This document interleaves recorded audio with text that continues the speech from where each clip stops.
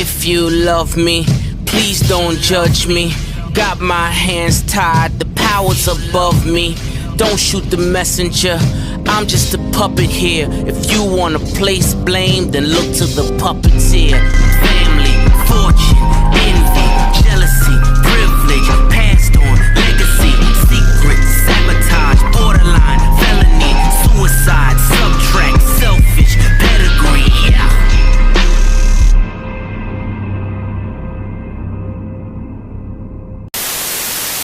How's it going, everybody? It's C-RadTV back here with another video. So, of course, it's time to continue on to What If NASCAR had the F1 Points Format Series.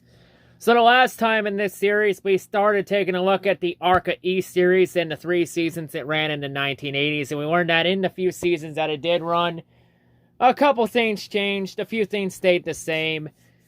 And in this part, we're going to continue on looking at the ARCA East Series by taking a look at the 1990s for ARCA East. So yeah, we're going to continue on looking at the ARCA East Series. So yeah, anyway, of course, before we start though, just want to mention that make sure you also check out the NASCAR with F1 Points Twitter and Instagram pages for exclusive NASCAR with F1 Points content if you're interested. So yeah, anyway, with all that said, here are the points formats we're going to, of course, be using in this video. The 2 points format, the 2 different points formats with the points format change in 1991. Well, I've gone over these formats multiple times. But yeah, anyway, and before we continue on, let me once again stress out that this is just a hypothetical scenario. I know everybody would have raced differently had they used the F1 Points Format Series. This is just for fun. And also at the end of this video, stay tuned as I will be doing an update for what's coming up this Sunday, what's coming up this weekend. Since this weekend I will have a vlog coming up, I'll give more details about it at the end of the video. But yeah, with all that out of the way, let's go ahead and jump right into it. So for the 1990 season, we would have mainly a 3-man battle for the championship, and those 3 drivers being Jamie Aub, Mike Rowe, and Ricky Craven. Those 3 were the class of the field all year in terms of speed and consistency. Now, Kelly Moore also was in here too, about Joey Carafas, but sadly, not everyone can compete for the title. But late in the season, Ricky Craven and Mike Rowe would all fail to be consistent in key moments of the year when it mattered the most. And Jamie Aub would take full advantage of it and would pull away late in the season. And Jamie Aub, he would win his first ARCA East Championship, wrapping it up with a race to go in the season. So Jamie Aub would win the 1990 championship, but it would be his first title under this format.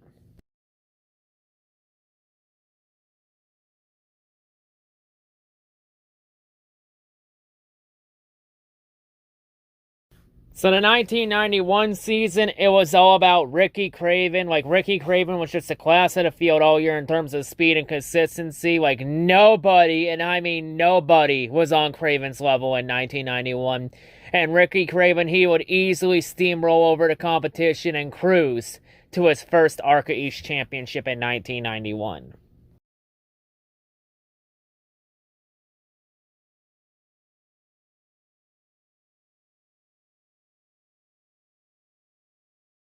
So in 1992, we would have 4 drivers separate themselves from the rest of the field, and those 4 being Dick McCabe, Joe Bessie, Kelly Moore, and Mike McLaughlin. Those 4 were the class of the field all year in terms of speed and consistency. In the end, though, late in the season, Joe Bessie, Dick McCabe, and Kelly Moore would all fail to be consistent in key moments of the season when it mattered the most. And Mike McLaughlin would take full advantage of it and would pull away late in the season. And Mike McLaughlin would lock up his first ARCA East Championship with a race to go in the season. So Mike McLaughlin would be the 1992 ARCA East champion under this format.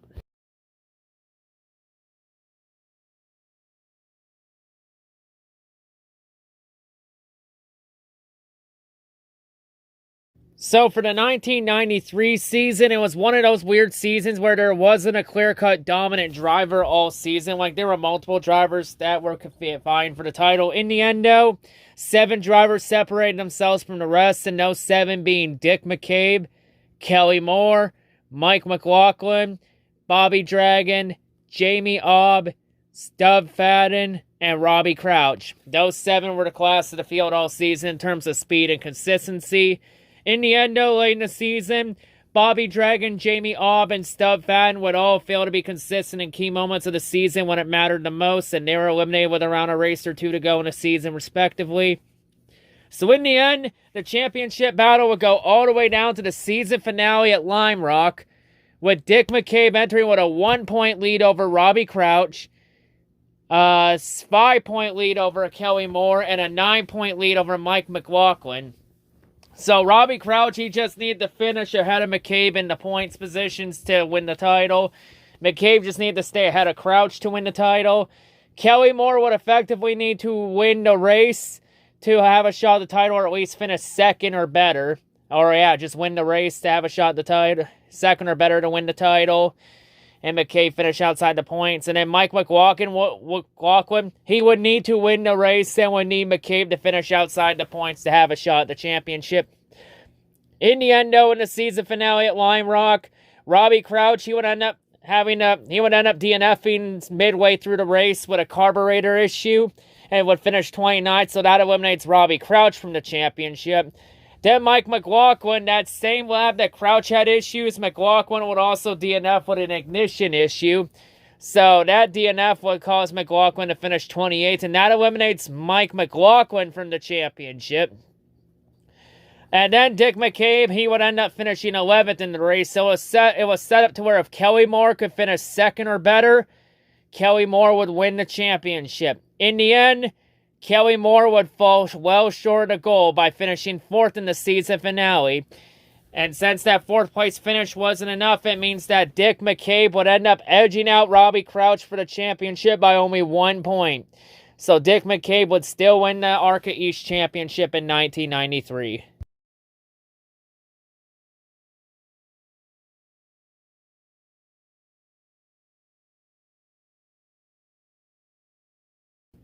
So for the 1994 season, we would have 5 drivers separate themselves from the rest of the field, and those 5 being Dale Shaw, Kelly Moore, Andy Santerre, Bobby Dragon, and Stub McFadden. Those 5 were the class of the field all year in speed and consistency.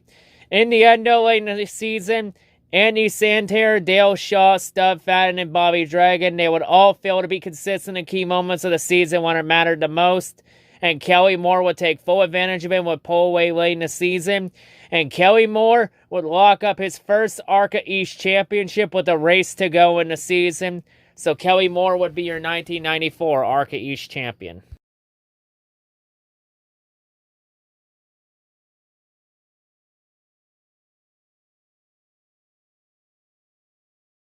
So the 1995 season, we would have 5 drivers separate themselves from the rest of the field, and those 5 being Kelly Moore, Mike Stefanik, Andy Santerre, Dave Dion, and Robbie Crouch. And those 5 are the class of the field all season in terms of speed and consistency. And yes, for Mike Stefanik, that is the epic image from 2013 U Battle at the Beach when Stefanik was pissed off after the race.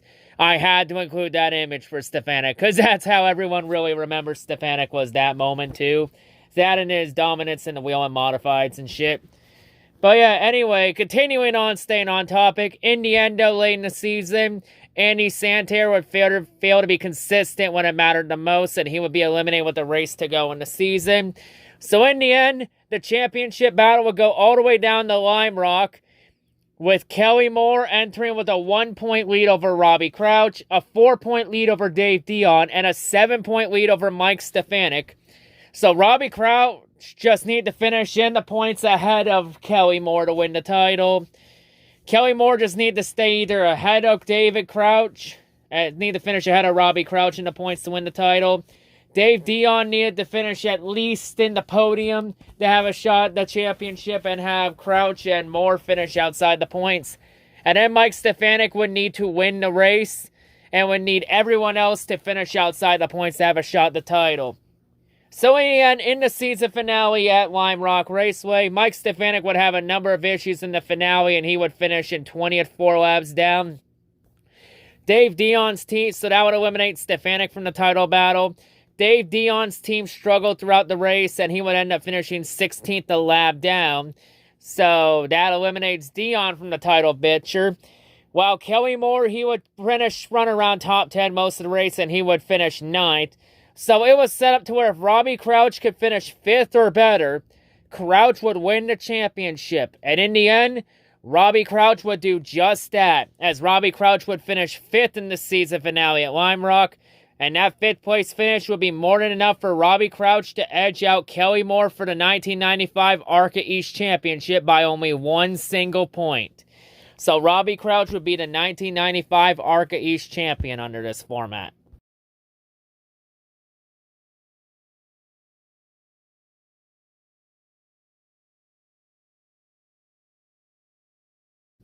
So for 1996, we would have 4 drivers separate themselves from the rest of the field, and those 4 being Dave Dion, Andy Santerre, Dale Shaw, and Brad Lane. Those 4 were the class of the field all season when it came to speed and consistency. In the end, though, late in the season, Dale Shaw and Brad Lane would both fail to be consistent in key moments of the season when it mattered the most. And those 2 would be eliminated with around a race to go in the season. So in the end, the championship battle would go all the way down to the season finale at Lime Rock, with Andy Santerre entering with a 5-point lead over Dave Dion. So for Dave Dion, he would need to finish 2nd or better, and would need Andy Santerre to finish outside the points to have a shot at the title. While Andy Santerre, he would just need to stay close to Dave Dion to win the title. In the end, though, it wouldn't even matter, since in the season finale, in a very anticlimactic way, neither Santerre or Dion would score points in the season finale. So in the end, it meant that Andy Santerre would end up locking up the 1996 ARCA East Championship by default. So Andy Santerre would be your 1996 ARCA East champion.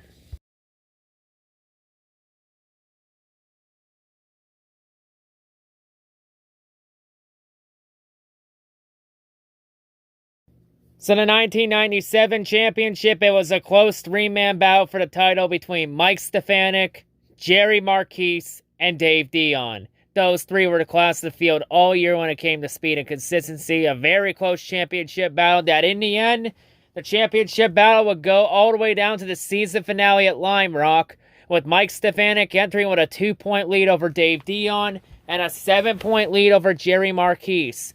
So for Dave Dion, he needed to finish a couple spots ahead of Mike Stefanik to have a shot at the title. Jerry Marquise would need to win the race and would need Dave Dion and Mike Stefanik to finish deep and outside, almost outside the points to have a shot at the title. Mike Stefanik just either needed to finish ahead of Dave Dion or stay close enough to him to win the title. In the end, though, it wouldn't even really matter too much, since none of those 3 ended up finishing inside the top 6 and didn't score any points in the season finale. So with all that said, it meant that the title was pretty much decided the race prior. So Mike Stefanik would win the 1997 ARCA East Championship by default. So Mike Stefanik would still be the 1997 ARCA East champion.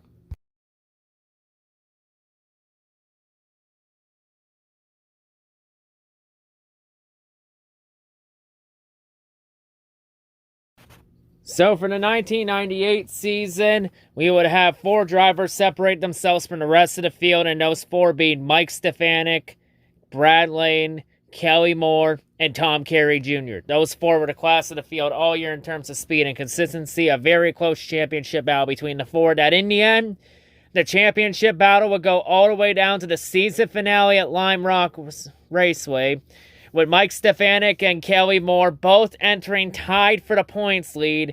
Brad Lane finishing 6 points out, and Tom Carey Jr. being 7 points out. So for Lane and Carey Jr., their goal was simply to win the race and hope that Moore and Stefanik both finish outside the points, while for Stefanik and Moore, whoever finished highest above the other and putting the points would win the title. So in the season finale at Lime Rock, Kelly Moore, he would be involved in a crash midway through the race and would end up finishing 32nd. And since Stefanik was not in that crash and well ahead of him, Kelly Moore would officially be eliminated from the title battle. While Tom Carey Jr., he would end up finishing 3rd in the season finale, which would not be enough to win the title. So Tom Carey Jr. would be eliminated from the title battle. While Brad Lane would finish 2nd in the finale, but would all be for nothing, as Mike Stefanik, he would do everything he would need to in the finale and Stefanik would go on and win the race at Lime Rock. And that win would be more than enough for Mike Stefanik to win the championship over Kelly Moore by 10 points. So Mike Stefanik would go back-to-back for ARCA East in 1998. And under this points format, Mike Stefanik would be the first driver in the ARCA East Series to win 2 or more championships, due to the amount of parity in the series under this format.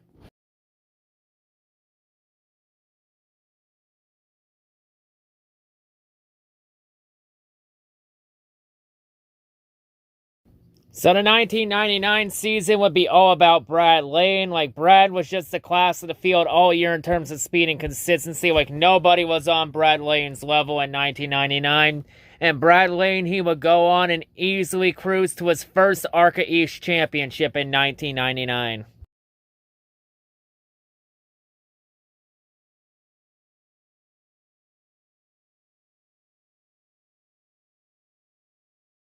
But yeah, anyway, that's going to wrap it up here for this part of the What If NASCAR Had F1 Points format series. So that's going to wrap it up here on this part. So in the 90s for ARCA East, it was very interesting. There were a lot of competitive title battles, and quite a few things would change under this format. So under this points format, we would have 5 championship battles go down to the season finale under this format in the 90s. And under this format in the 90s, we would have 4 title changes.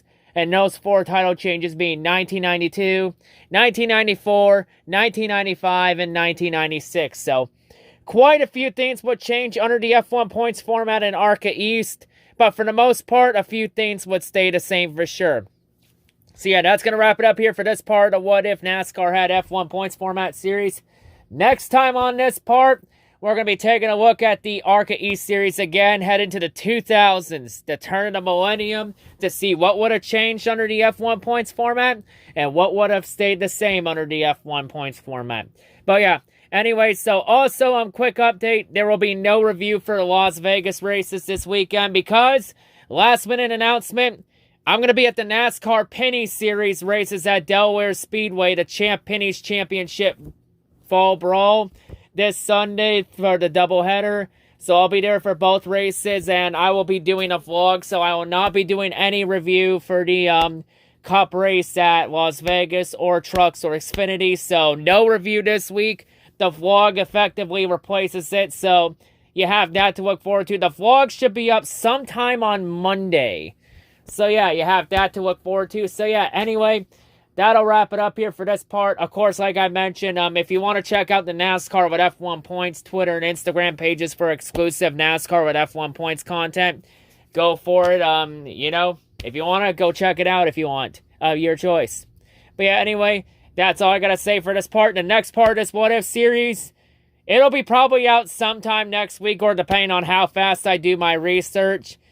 Since now, after this part's up, the series will take a backseat to all the other content on the channel. So yeah, anyway, that's going to wrap it up here. That's all I got to say. Hope everyone's a great day. I'll have the vlog sometime up, probably Monday. And I'll see you on whatever I make next. Peace out.